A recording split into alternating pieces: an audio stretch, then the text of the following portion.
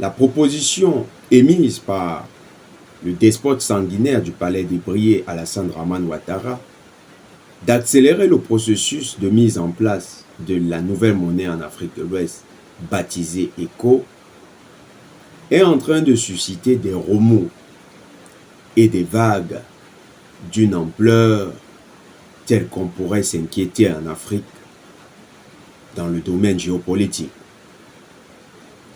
En fait, beaucoup d'observateurs se posent la question, est-ce qu'il s'agira d'une rupture ou s'inscrira-t-on dans la continuité des relations on ne peut plus étroites qu'entretient M. Ouattara avec l'Élysée?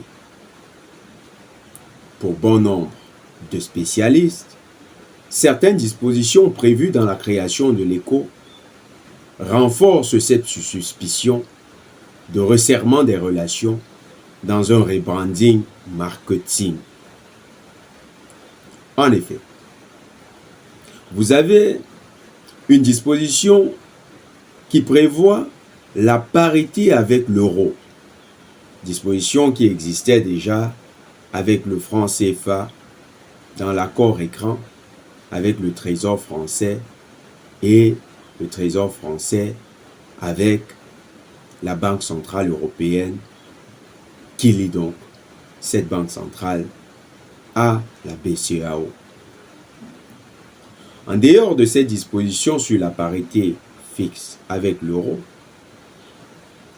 avec le CFA, on avait 3 représentants de l'État français qui étaient désignés dans le directoire, dans le conseil de gouvernance de la banque. Cette fois-ci, c'est un représentant, nous dit-on, indépendant, qui devra siéger à la Banque centrale d'Afrique de l'Ouest dans le but de surveiller les réserves de ces pays. Fort inquiétant ces dispositions parce que la monnaie est une garantie de souveraineté. Il faut noter que lorsqu'on parle d'État souverain, on envisage la monnaie et l'armée prioritairement. Autre élément, on avait remarqué que le CFA était battu et garanti par la France. Cette fois-ci, la monnaie sera battue en Afrique de l'Ouest, mais la France continuera de jouer le rôle de garant de l'ECO. Vraiment amusant.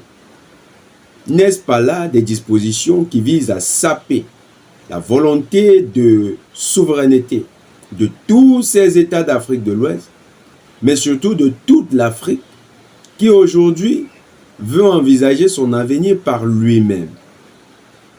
Ce paternalisme français, marque déposée de son néocolonialisme, est encore visible dans les nouvelles dispositions de l'ECO. Maintenant, grande interrogation.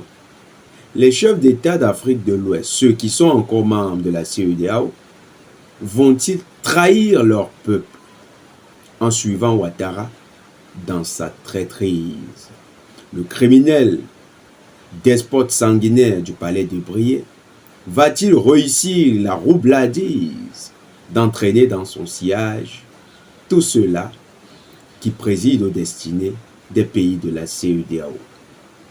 Si ces derniers se laissent embarquer dans cette folle aventure, eh bien, que les peuples de l'Afrique de l'Ouest se préparent encore à plusieurs programmes d'appauvrissement du fonds de misère instantané et surtout à plusieurs jérémiades du fait de leurs revendications dites démocratiques qui seront en fait le grand piège de ce gouffre que représente désormais l'ECO.